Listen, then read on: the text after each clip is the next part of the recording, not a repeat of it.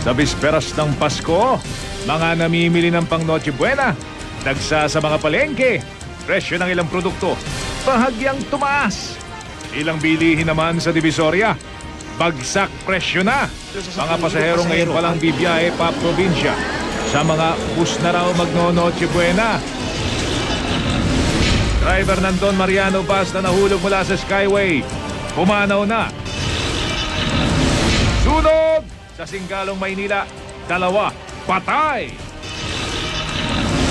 Exclusive, pagnanakaw sa loob ng condominium unit sa Quezon City na huli cam. Ang nakamamanghang The Moves ni Santa Claus. Nagpasirko-sirko habang namimigay ng regalo. Silipin ang mga Christmas tree ng ilang personalidad ng GMA News and Public Affairs.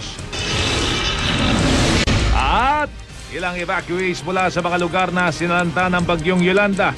Bibigyan ng pamasko ng 24 oras sa GMA Kapuso Foundation.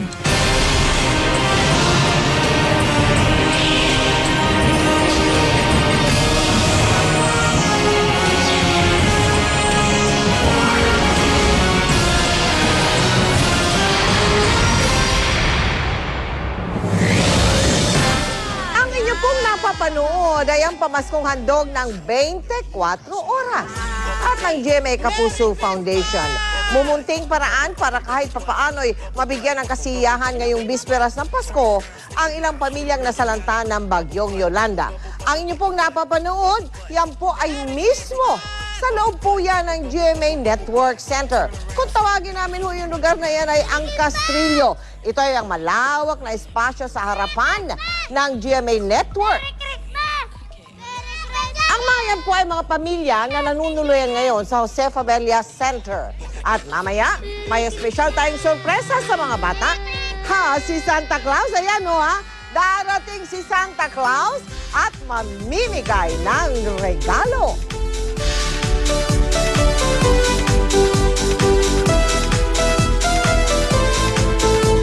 Magandang gabi po, Luzon, Visayas at Mindanao. Mahigit 5 oras na lamang Pasko na. Pero marami pa rin sa ating mga kababayan ang abalat naghahabol ng kanilang panghanda sa Noche Buena mamaya. Tumaas na po ang mga presyo ng ilang sangkap pang Noche Buena sa mga pamilyan.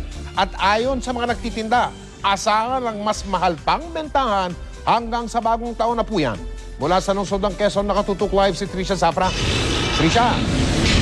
Mel Mike, ang tanong ng marami nating kababayan kahapon ay ngayon bang bisperas ng Pasko, gagalaw ang presyo ng mga bilihin sa palengke at ang dalangin nga nila kung gumalaw man sana pababa. Pero sa pag-ikot natin kanina sa ilang pamilihan dito sa Quezon City, tumaas yung karamihan ng mga bilihin dito. Pero kahit medyo nagmahal, marami pa rin mamimili. At sa kabila niyan, ayon sa mga nagtitinda ay matumal pa rin daw ang kanilang benta. Holiday, pero nagbigat ang trapiko sa... Susunod! Eksklusibo! Pagnanakaw sa loob ng isang condominium unit sa lungsod ng Quezon, nahuli cam! Ang paboritong handa ng mga Pilipino pag Pasko, ang lechon. Tumaas ang presyo habang papalapit na ang big day ika nga Pasko. Hinay-hinay din sa pagkain yan para iwas high blood.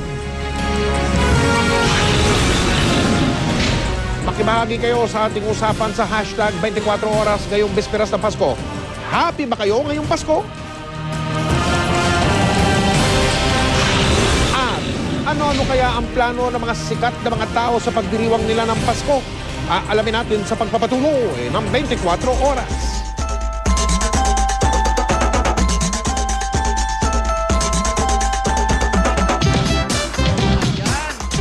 Palakpakan natin! Anong sasabihin natin? Uy! Merry Christmas sa inyong lahat! Nakakatuwa naman kayong makita dito. Meron pa kayong sombrero ni Santa? Susunod, bagong pakulo ni Santa Claus. Sumisirko-sirko habang nagde-deliver ng mga regalo. Makibahagi sa ating mainit na usapan sa hashtag 24 oras. Merry ba ang Christmas mo? Paalala ng mga doktor. Hinay-hinay sa pagkain ngayong Noche Buena para iwas alta presyon at yung tinatawag na Holiday Heart Syndrome. At si Floyd Mayweather Jr. may Christmas card na tila pantuya kay Manny Pacquiao. Tutukan lahat ng yan dito sa 24 Oras. Yay! Hey! Kabarkan! Dadating na si Santa! Hey! 3, 4! Woo! Yay! Tabarkan! Go!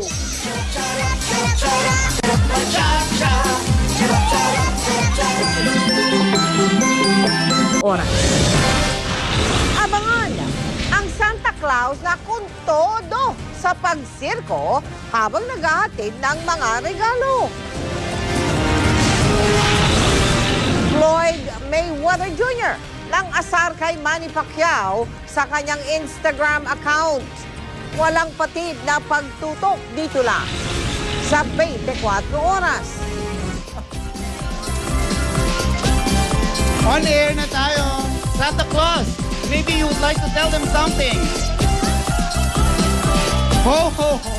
Ho, ho, maybe Ho, ho, ho! Merry Christmas! Merry Christmas, everyone! And a happy New Year! At yan po mga balita ang aming tinutukan sa nakalipas sa 24 oras. Maraming salamat sa inyong pagtitiwala. Ilang oras na lang, Pasko na. Merry Christmas mga kapuso mula sa tahanan ng katotohanan.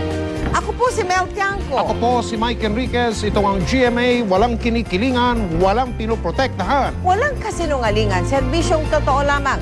At dahil hindi natutulog ang balita, Nakatutok kami 24 oras. Merry Christmas. Pasok!